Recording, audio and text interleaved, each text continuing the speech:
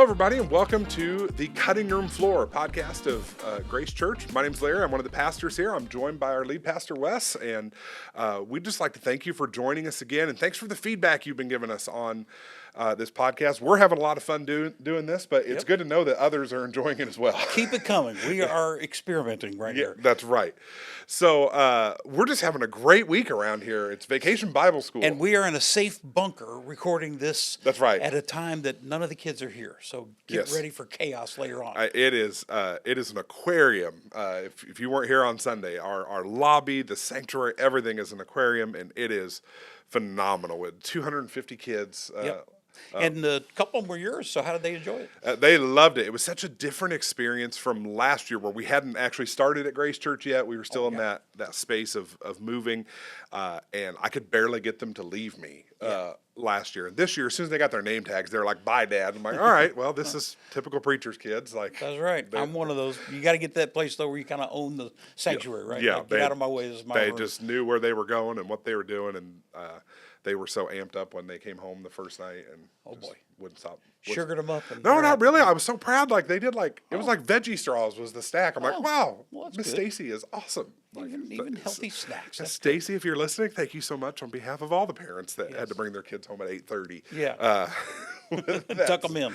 Yeah, so it's just great to see so many volunteers and all these kids here, and we're just praying that they have a meaningful connection with Jesus this week. And while we are in our safe bunker, it's actually kind of an easy week for me because I'm heading into vacation, so I don't preach this Sunday. You're in countdown mode. That's I know. right. I as soon as I finished the sermon on Sunday, I was like, okay, here we go. Yeah. So what are you doing? We're heading to Gulf Shores, Alabama, which we live in a beach place. Why do we do that? It's just kind of a nostalgic place for us. It's where Brittany and I went on our honeymoon, and we've gone back ever since. Like we're beach people, and even though we live here now, there's something about waking up on the beach. Yeah. It used to be like a 14-hour drive for us, though, which was nuts. So what is it now? It's gonna be like 8.5, Ooh, okay. Or something, which. It's probably the part I'm looking forward to the least. Well, I would think so. With 3 kids in a van, Yeah, 3 kids in a van with all of their separate devices going at once. Because heaven forbid they watch the same thing all together. So Evie will have one thing watching Cocomelon or something, and the other 2 will be fighting over music in the back. And so, Brittany and I will be in the front seat, trying to control the chaos and probably getting closer to the Lord as we go. Maybe take your earbuds as well, so you can have your own things going on. Yeah, we can something. We'll need it. That's one of the things we talked about on Sunday is travel being difficult. It is, and I love the etymology of words. I know it's just weird, but it's another history thing, and that's the only category I'm good at on Jeopardy is word origins. And the word travel, I discovered in preparing for last week's message, is actually related to an old word from like the 13th century, which is pronounced to travail, is how we would use it. And it's kind of an outdated word, but we're beginning to see it being reclaimed more and more because it means to endure a difficult journey. It means some long suffering. It means those kind of things. And to travel, as you're getting ready to do, we should maybe call it travailing, because anytime you're going on an interstate in a van with 3 kids and multiple devices that you have to do now, that is some travailing travel. Yes. And so we talked a little bit about that as we travel through life. Sometimes life itself can be travailing. Yeah, as we encounter changes and hard seasons and seasons of longing and want, that's all travailing. And you're right, that word is coming back in church circles. First time I heard it was from David Thomas, who's one of your mentors. At the New Room Conference, and he talked about travailing prayer. And it was a totally new concept for me. And I hope to get into that a little bit at the end of our time together. But your mentor, Maxie Dunham, also used it in his workbook on intercessory prayer, which was probably before you were alive. But it was one of the first books that I looked at. And we heard from Maxie last week. And so we have that same mentor in common. And he also taught about praying in this non-casual way. But first, let's get into the story. That's right. That's right.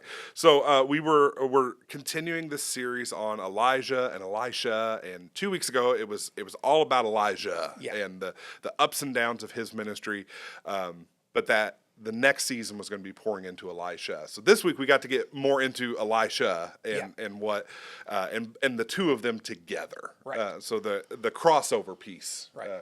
Between the two of them. So we've jumped about a decade, I think, right? We did. We started at the time that he was called, that Elisha was called, when he was visited by this nationally famous prophet that you talked about, how he was kind of a hero around the country, and the one who was speaking for God in the midst of all their changes. And they were having some major change. The country was worshiping pagan gods. They were splitting into two. They were soon to be overrun by the Assyrians, and yet God did not leave his people without a voice. And so Elijah was this great hero, and he shows up at Elisha, the younger prophet to be. He shows up at his house while he's out working on his farm, and basically calls him to be his apprentice by throwing his cloak over his shoulders. And so that's how the story began. And then, we fast forwarded a decade in less than 60 seconds in our messages this past weekend. It's let's talk a little bit about what that had to have been like for Elisha. Like we touched on it in the sermon. Like nothing's wrong in his world. Like he's not necessarily looking for a new calling, not necessarily looking for a new season, but the transition comes to him, and he has to make the decision whether he's going to follow or not. And what did he walk away from? I don't think we have any glimpses of him before that moment. No. You were writing the week before, and that God revealed to Elijah that he was to go to this family and to this home and to meet Elisha, the younger one. And yet I think it's brand new news to Elisha, because he is out. This young man is evidently a pretty successful dude. He's got 12 teams of oxen, which I think would make you pretty successful I think you're doing all right, in those days. If you had 12 tractors, I guess that would be a good farm, and that's what they had in those days. So he was out working on that, and then all of a sudden this national hero shows up to his town. And again, every Jewish boy, I think, would dream of being used by God in this way. They would go to synagogue school, and then those that didn't make the cut would be kind of sent out to do something else in their life. But now this famous prophet comes to town and chooses this young man, Elisha, to be his understudy. So he's got to leave his comfort. Elijah, the older one, grew up in poverty, and so maybe that leap wasn't such a big one for him. But Elisha was leaving behind a successful small business, and he was leaving behind his parents and pretty much all the security that he knew, and his responsibilities would kind of diminish for the next 10 years. Right. He would go on to be a learner and not exactly the headliner. So he has this moment of, it's not necessarily in the text, but it almost seems like a moment of hesitation. It's like, well, let me first go back and, kiss my mother and father goodbye. That's right. Was that a delay tactic? It makes me wonder if that... Yeah, and Elijah has this response, like, okay, go ahead, but remember what I did for you, yeah. So... there's so much that we don't know about, like the intent behind those words. Like, was Elijah saying, "Well, hurry up about it," but okay, go, but just don't get too comfortable. Yeah, don't go back and have mom's cooking or something and change your mind. So I like to think of it as this kind of moment of hesitation, like, well, okay, but then he goes all in. Yeah, and if he didn't have that moment of hesitation, I don't know. These folks are real people, as we've seen throughout these texts. You took us to the story of Elijah, the national hero, the victor of the showdown of all the prophets, and he ends up sinking into a miserable depression after that. So they're as human as we are. Right, and that makes Elijah accessible and human. And I think it'd be kind of weird if Elisha was just like, okay, cool, let's go. Yeah. I think there was a lot more to it. Yeah, we can use our imaginations to kind of complete the story that's from these ancient texts that have been passed on accurately from generation to generation. So, there's some hesitancy, and then whatever happens, he decides to go all in. Yeah. And I've heard the phrase before about explorers coming to this continent, that they would burn the ships, and what he does is burns his plow and his oxen, and there is some details in the Bible. It's strange what remains, and he has a barbecue for the town. Yep. and feeds them all this dinner, kind of like I wonder if it was a goodbye party Yeah. for himself. All right, I'm out, guys. I'm out. Yeah. So there was really no turning back at that point. Right. I mean, what's he? 12 teams of oxen. Yeah. You're not restarting your farming business at this point. Nope. It's over. He is going all there's in. no looking back. And that helps me to know, that this is always an all-in deal. Every stage of faith, to me, I don't know about you, but it's felt like it's kind of one of those moments like, okay, God, I'm going to leave behind what I know, and I feel like I've got to sacrifice this to take the next step. Right. And so that comes in all kind of different forms, and we see it for Elisha as he steps into this apprenticeship. It's going to last for a decade. Yeah. And we talked about that new seasons call us to let go. Yeah. So that was his moment of letting go. Elijah's doing some letting go too. Sure. Like he's letting go of being the top dog. Yep. Of these demonstrative ways that God was using him, and now he's going to be a mentor to this young guy. So they're both letting go. Yeah. They're also taking up something, which is where we fast forwarded to 10 years later of these strange details that Elisha is just remembered as the one who washed Elijah's hands. So for 10 years, he's carrying That's around his water legacy. for the guy. Yeah, that's right. He is taking a lowly servant role for this famous prophet. And yet, both of them are sacrificing, I think. Yeah. I don't get the sense that Elijah was the most patient, easy to get along with Couldn't dude. have been, no. He was probably rough around the edges and had been used to doing things his way. Yeah, and I think there's probably just some things that kind of made Elisha scratch his head about Elijah. Yeah. You used talking about Luke Skywalker and Yoda. Yeah. And when Luke first encounters Yoda, it's like, this dude's nuts. What is this creature? Yeah. Exactly.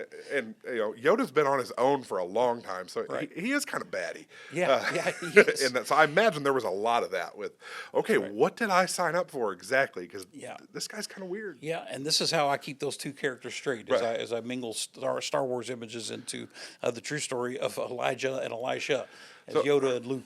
So even while it was kind of weird, there's this real sense of Elijah becoming a father figure for Elisha, and that's where we really started to dig in to the text. This real transition and handoff moment of Elijah living his life in a blaze of glory kind of goes out in the same way. Yeah, Right. I think that's pretty cool. Yeah. He's taken up in a chariot of fire with horses that are, on fire and all this. And as he lives, so he is taken up to meet the Lord.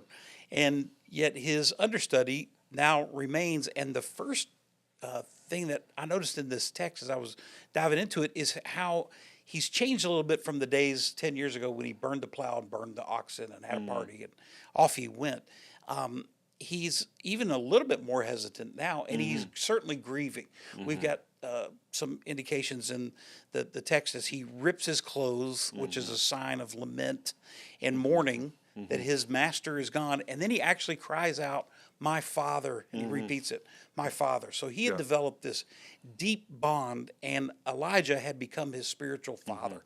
And there was a huge connection between the two. And I don't think Elisha was too excited about this moment now that maybe he'd been so zealous about. And it seems like it's the worst kept secret in the kingdom at this point, yeah, because that's a all good these point. other prophets know, and they're saying to Elisha, "Do you know your master's leaving today?" He's like, I know, but stop. I don't want to talk about it. I don't want to talk about it. Please stop. But and I think that's a good point. There was probably this moment he's like, okay, wow, I'm going to be Elijah's successor. Yeah. And then it comes down to the moment he's like, I don't want him to leave. Yeah. And that's again a travailing moment, like in these transitions. Here's this new obstacle. Like, am I ready to do this on my own? Right. And I love the humanity of this piece, and that the Lord is patient. It doesn't scold him or something like that. Like, what do you got? No faith or something? We've been talking about this for a decade. He's very kind to him. And actually, I think it's healthy. And, what I've learned lately in my life is that when it comes to our losses, what he's modeling for us is something that we all need. And that is even in times of transition where things are good. I mean, this is a call of God to do the things of God. But it's still a transition where he has to let go of this relationship. And he has to then grieve his losses. And that's an important thing in transitions, is to take some time and not just run past it, But to actually stop and think, okay, what have I lost here? What are some things that I need to grieve? Because for whatever reason, God made us with this high capacity to love, and yet in that love comes the pain of grief and loss when it comes, and that actually is healthy, I think. Yeah, and I think every loss needs grieved, and we do ourselves a disservice when we try to push something down. Right. Like okay, I'm going to follow Elijah, and this is a great thing, or I'm going to be a successor, and this is a great thing. But he's also leaving. Yeah. Yeah. And we experienced that in the last year with the transition of moving to Florida. Like there's not an ounce of regret in our family for coming to be a part of Grace Church. Yeah. But the church family that we stepped out of. Yeah. Like we love you and you love them. Man, and we went through the pandemic together and all that, and birth of Evie and just death of my father. They were with us through that. They were our family. We had to pause and grieve that. Even in the excitement of what was new. Yeah, I remember us talking even months into your move here. You're, man, I love it here. God, God's good, but I'm still struggling a little bit every now and then with the changes, and I think that's healthy, Larry. And I've been through my own change in the last year or so as Pastor George stepped out of his leadership. And I got to be honest with you, 18 years ago when I came here, and I was George's understudy, for these many years, there were days that I secretly thought, if he ever wants to hang it up, I got this.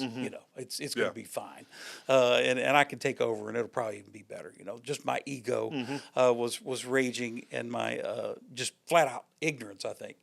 And then when he came to me a few years ahead of time saying he's got a new call in his life, and he's like, "What do you think?" And I'm like, about being lay pastor? And he's like, "Yeah, would you consider that?" And I actually, to his surprise, I said, "I don't know, man. I'm going to have to pray about it." And for a month, my wife and I went to the Lord in prayer because we were not so sure. Even though I was zealous about it 18 years earlier, I wasn't so keen on it then. And then I remember when he moved out of his office, and thankfully he did these transitions over time, and he moved out of his office about a year before he was finally done. And that's when the handoff had taken place, kind of behind the scenes, and I was leading and he was coaching me. But when I walked in from vacation and saw that he was out of his office, there was a real grief there and a real loss. And if I had preached on this message a year and a half earlier, it had probably done me some good because I didn't recognize how much grieving that I needed to do, even though I had felt the calling, like you, to move here and to be a part of Grace Church.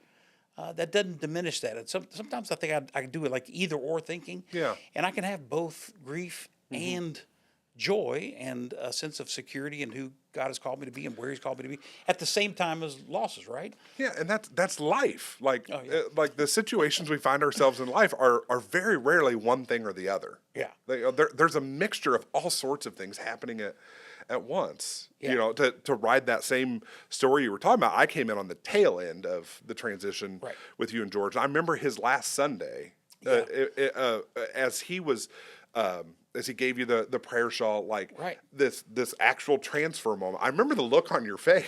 Oh boy, yeah. It was all at once. I'm so glad to be in this moment. Right. But this is really happening. Yeah, and he put a prayer shawl over me, which kind of reminds me of this cloak. When I picture that in the scripture, I picture the same thing. And there was I don't know about this, but Lord, I'm going to follow you no matter what. But George, if you want to stay, I'm okay with that too. And George has been my spiritual father, so I really relate to this story because for me there was a period of grief and lament and saying, oh boy, what am I going to do without my spiritual father, 18 inches away in the office next door to me, and yet. God calls us to keep going through these changes. And we're going to continue this series in the coming weeks. And change is just a part of life. And we keep diving into this and finding out more that change, to be a follower of Jesus is to change. Yeah. I mean, the only thing that's not changing is Jesus himself. Right. Yeah, and we talked about that when it came to the river. This is this penultimate moment of change in the story. There's no more putting it off. Elijah's going to leave. Elisha does the bold thing, asking for a double portion of his spirit, which I think is probably a safe ask. Like we talked about it being bold, but he's also looking at the enormity of what's facing Israel nation, and Judah, and like he's gonna need a double portion. Yeah, because it was bad when his mentor started. It is worse now. Right. So I talked about in the sermon at Central when I was ordained. There was this handoff moment where the retiring class passed a mantle to one of the new ordinads, and I don't know if your former conference did that, and I was selected to be the one that got it. And I always skipped the retirement service. Like I'm going to go have coffee with my friends, but I had to be there for this one. And at the moment that they passed it, I realized it was a lantern in our conference.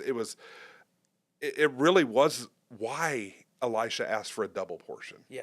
Because there were 30-something pastors retiring that year. That was like 390 combined years of ministry. Yeah. But the culture was changing, the church was changing, and there were 4 of us being ordained. I'm going, we need a double portion of their spirit. Yeah. So I think it's a safe ask. I do too. He's and doing. Yet one that, again, we can learn from because he goes ahead and asks for what he thinks he's going to need. Right. Instead of kind of like, diminishing himself. Right. And saying, well, if I could just be half the person you are. No, Yeah. he's going to need double. Yeah, I'm going to need double. So in prayer, ask for what you need, man. Right. And to your mentors, tell them what you need. So, and then there's this back to a moment of grief as Elijah leaves, his cloak falls to the ground, and there's this powerful scene of Elisha striking the water. Just like he'd seen his mentor do. Yeah. Saying, where is the Lord, the God of Elijah? Yeah. And I don't think it's a moment of really, like, is this going to happen for me? It's just a moment of intense grief. Like, okay, now this all really did happen. It's me. Yeah. So God, are you in this? Yeah. Where are you, God? Right. We talked about that in the last series with hitting the wall. And but isn't it just like change, though? I mean, yeah. Every time I go through a change, and it doesn't even have to be major, if I just change my schedule or school gets out for my wife, I'm not even a teacher, but she's a teacher, and that affects our routines. Right. I mean, it can throw me off my, safe life that I think I've constructed. And it's really not true. It's an illusion, but I like to believe it. And there's those moments like, okay, God, where are you at? Yeah. Yeah. Yeah, so he comes to that place, and God shows his faithfulness in that. Like, just as he was faithful to Elijah in so many ways, but most immediately before that in parting the waters, parts them for Elisha. Yeah. And that was one of those points we camped on, was that God is faithful on both sides of the river.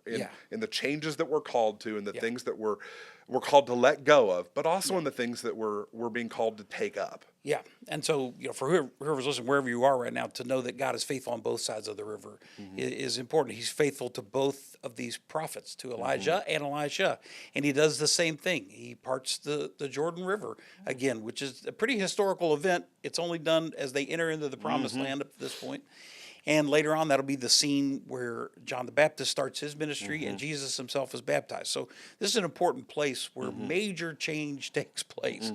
And God is faithful on both of the banks. And so, my takeaway from that even today is if we're here or we're there, wherever we are in that journey, God is there.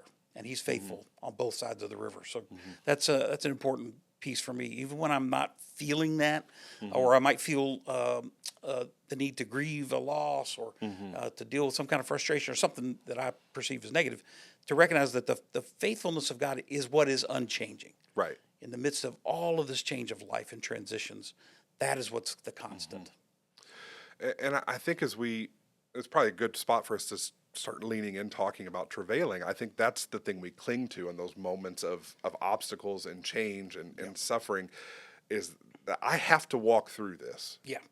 But the thing I'm clinging to in that is that God is unchanging and faithful. So Lord, please walk with me through this. And the place for all of our struggles, all of our emotion, all of our lament, the loss, all of our confusion, the place for those things, as well as the joy and the gratitude that God would call us to a new season or to a new place or to a new thing, all of those things can get wrapped up together in what David Thomas taught me about travailing prayer. And David really spent a long time studying this and finding how that was the common ground to awakenings that took place. And so as we're looking for an awakening in our own soul in the midst of a time of transition, travailing prayer is where it's at. It means to lean into the difficulties and to maybe even spend some time in tears and suffering. And the prayers in the Bible are really raw, and sometimes we don't even think we can read them in public because they're so pointed. Yeah. And there's some passages of scripture like, wow, but they felt this honesty before God to bare their soul to him. And I thought a lot of my life, I've thought that my prayers need to be domesticated, tame, nice, like God can't handle it if I get ready to unload and say what's really on my heart. But actually prayer, that is that connection, is where we can come to God just really as we are in that moment. And I found if I do that first, God is big enough to handle all of the ugly in my life. And that is better than going to my wife or going to somebody that I'm having trouble with and just unloading, well, I feel better. Well, good. It's like a skunk when they blow. Yeah. They feel the better, skunk but feels everybody great. else, And right. everybody's like, oh my gosh. Yeah. So, just because I feel better about it doesn't mean it's the right audience for the things that can only be communicated, I think, in prayer and worked out in prayer. And that's what David taught me about travailing, is to pray with fervent emotion sometimes, to bring to God all that I am, and to plead with God. As one of my friends, Ron Watts, who's a pastor in Missouri, he said we need to pray with the urgency of a child stuck in a 6-story burning building, and to really lay it out. And again, because I kind of grew up with this false message. Nobody ever told me exactly that this was the way it's supposed to be. But I picked up that the prayers I prayed need to be eloquent, and they need to be nice, and use good words from the Bible, the good parts of the Bible. Yeah, stay away from some parts, yeah. Yeah. Well, thine is the King James would be better if I can memorize absolutely. some of those. That's the way. And that's not it. Jesus says, go in your closet and pray, let her rip, and they put those prayer shawls over their heads, and I think that's where you can just be alone with the Lord. I had a friend of mine years ago when my wife Becky and I were struggling in our marriage a little bit. We've been married over 30 years, so that happens occasionally. And we were in one of those times that we weren't seeing eye to eye. And I called my friend Dave and I said, man, be praying for us, and just here's what's going on. And I was talking to him, and he said, listen, here's what I want you to do. We hang up, go pray for your wife. And he goes, now hold on, Wes. Don't dial up one of those like normal tame prayers that you read in a book somewhere. He goes, go and lay your guts out for your wife and pray for her with a fervor and all of the passion and all of the love that you have. And man, I went to her and I said, okay, can we pray? And she's like, really?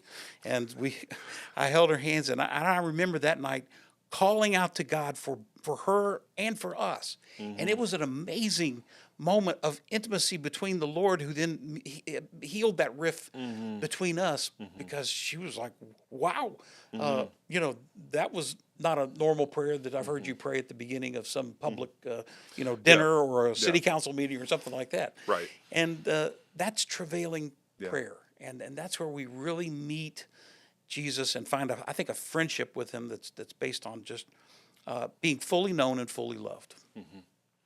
Yeah, and I think we're just in a season as a culture, and at Grace Church, as we focus on maturing in our discipleship, where there are no pat prayers for the season that we're in. There are no quick fixes. It is being real before the Lord. That I want to break the cycles and the generational curses in my family tree. Yeah. There's not a prayer, an eloquent, Sunday school prayer for that. It's not some 4 sentences that we say and then kapoof, everything is changed.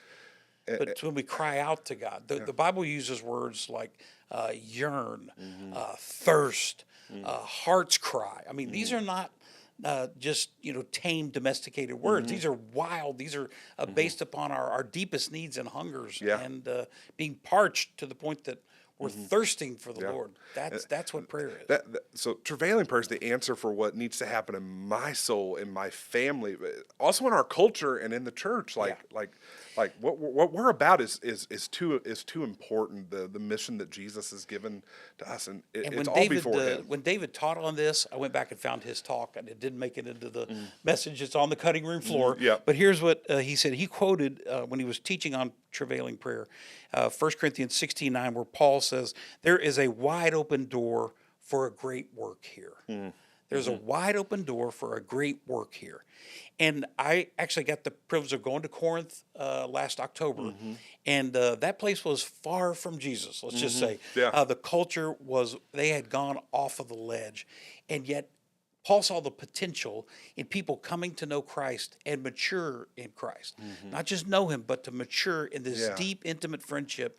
And I think that's what's before us now, Larry. I think we've got a wide open door of opportunity here Absolutely. in our lives, but in this community, in Grace Church, but really in the world. Yeah, absolutely. And so I think our encouragement for anybody listening or watching is, in the midst of those transitions, don't be polite about it with God. That's a good way to phrase it. Just be real with God and hang in with the Lord as you lean into those seasons and linger there. So if nothing else, this has been good for my soul. I'm excited. I know. I feel like I just saw my therapist. Yeah. Thanks for helping me learn about emotions. I can have two at the same time. That's all right. that. That's good stuff. Yeah.